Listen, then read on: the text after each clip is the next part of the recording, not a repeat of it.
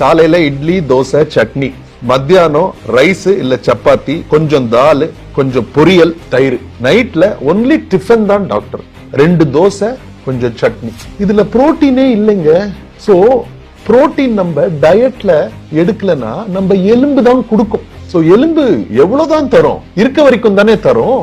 So 40 வயசு வரைக்கும் எப்படியோ எல்லாம் manage, women especially they manage. அந்த pre menopause, menopause, post menopause வரும்போது the bone just deteriorates. ஏன்னா இருக்க புரோட்டீன் எல்லாம் கொடுத்துருச்சு. அதனாலதான் 45 வயசுக்கு மேல வலி இல்லாத யாராவது நீங்க பாக்குறீங்களா? ரொம்ப ஏர்லியராவே இப்ப வர ஆரம்பிச்சிருச்சு. எக்ஸாக்ட்லி. ஏன்னா இந்தியால நம்ம புரோட்டீனோட டெபிசிட் ரொம்ப அதிகமா இருக்கு. புரோட்டீன் நம்ம எடுக்கலன்னா ரிப்பேரே ஆகாதுங்க உடம்பு.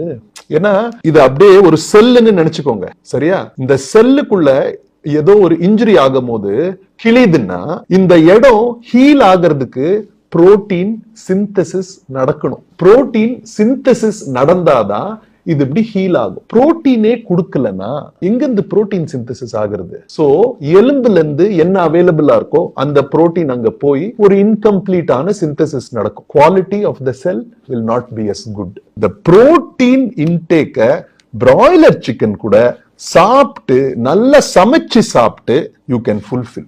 ஏன்னா it is a cheap source and it's a healthy source. தோலை மட்டும் சாப்பிடாதீங்க, அதுல ஃபேட் கண்டென்ட் அதிகம். மத்தபடி go for it.